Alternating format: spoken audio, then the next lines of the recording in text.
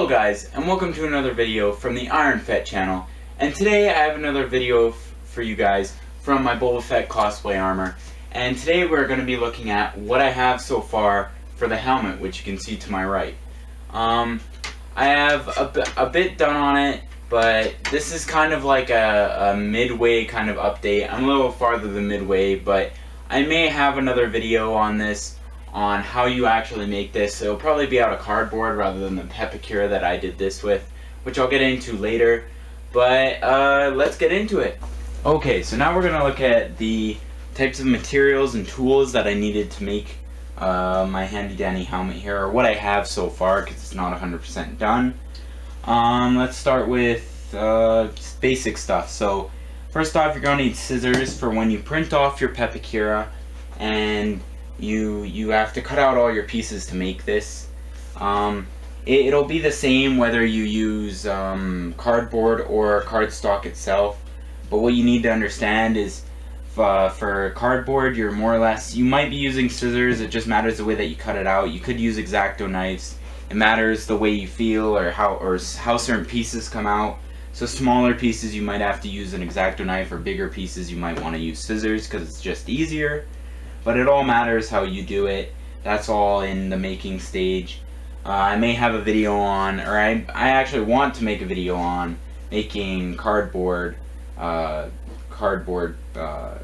with the Pepakura system. But I might also have a cardstock paper video for that. But that'll be all later. Sharpie, just in case you gotta make any lines or anything detailed on that. But since this was with the Pepakura viewer file, you don't really have to do a lot of that. Everything is pretty much there for you. I'll have the link in the description for my video on how to use Pepakura viewer if you guys don't know already, or how to get it and use it. And then I'll probably have a video on building stuff. But you need different styles of brushes. I should actually fix this. Different styles of brushes. You got a small one, medium, a large one. I actually got all of these at the dollar store, and a few of them, these ones I had laying around, but these two I actually got at a dollar store. Doesn't really matter. Mostly all brushes work. You can pick up some at a hardware store. It doesn't really matter. Next, we got kind of this I used to pop open the top on my Bondo container, so that, you know, I didn't really think of that, and I got out here and I had to find the right screwdriver, and it was just a pain. So just remember that. You're going to need that for popping stuff open.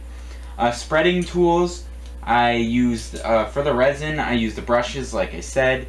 For the Bondo, since it is very tricky to get the handle of, I use multiple things. I have multiple X-Acto knives that I use. I just find like having straight edges and stuff and in corners is very easy with this.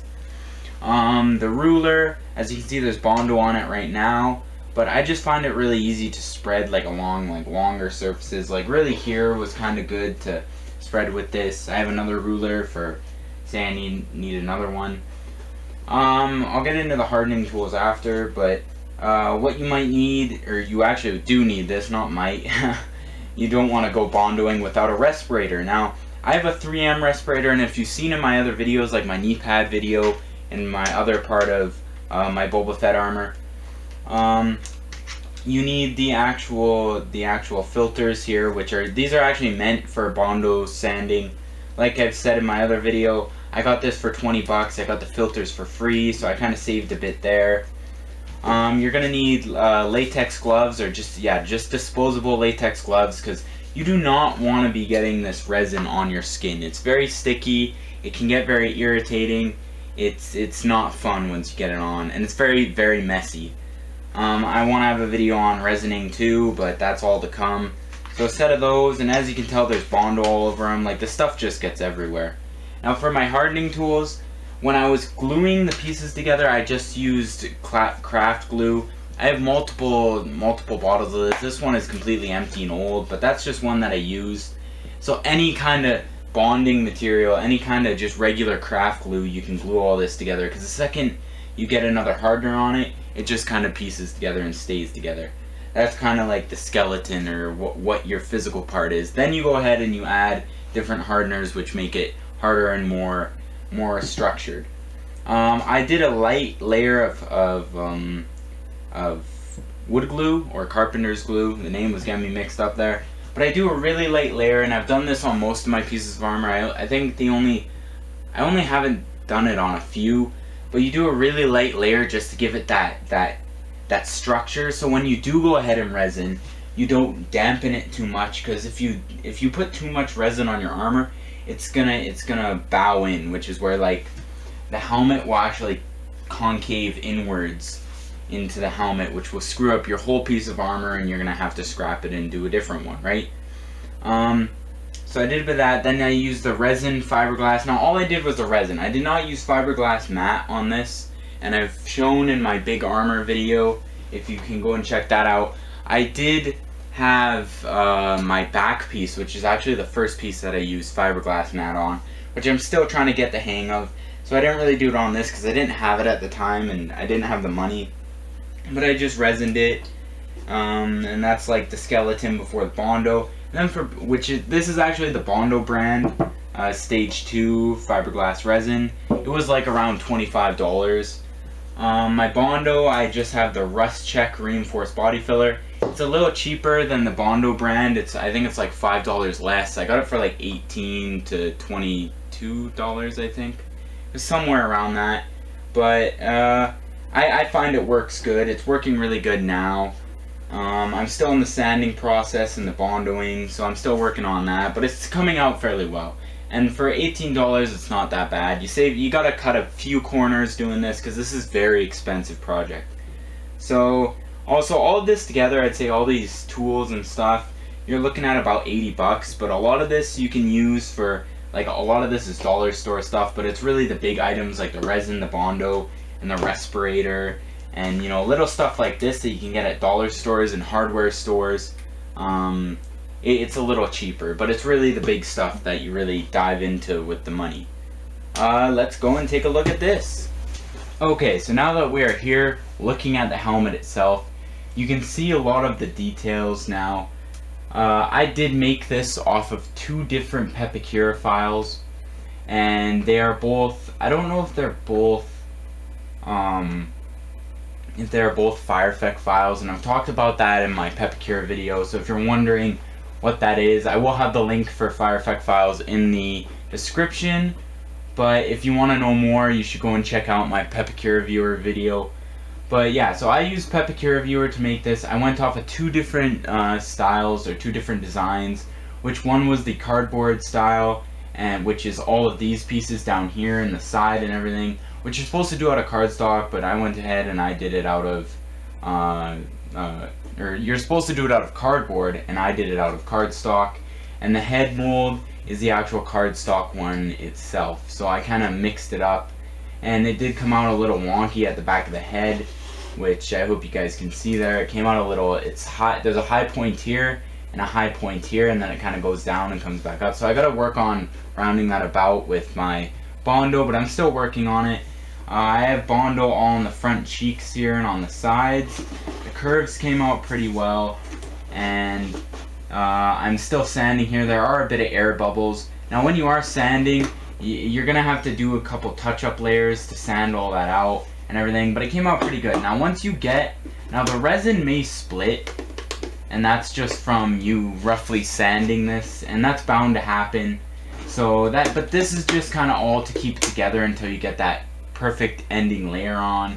And the back here has kind of split, like back here. So the reason why it's happening a lot more than you'd think is because when my printer cannot just print on cardstock paper itself.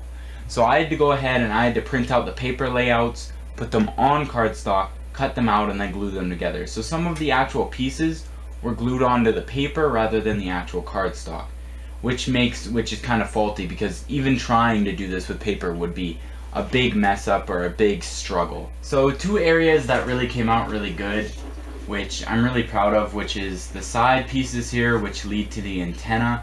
Now the antenna is off, and I actually have in bits because I kind of had to rip it out of the inside there, just due to the fact that it kind of comes inwards because I made it kind of small in there. So I had to just rip it out, and I'm gonna make a new one. And my old one didn't really look the best. If you can tell, if you look at my Wix website, you can see a lot of the pictures and stuff, how the antenna didn't really come out 100% straight, or very square. So I'm probably gonna make that, sand it, then put it in as a separate piece once the helmet's done.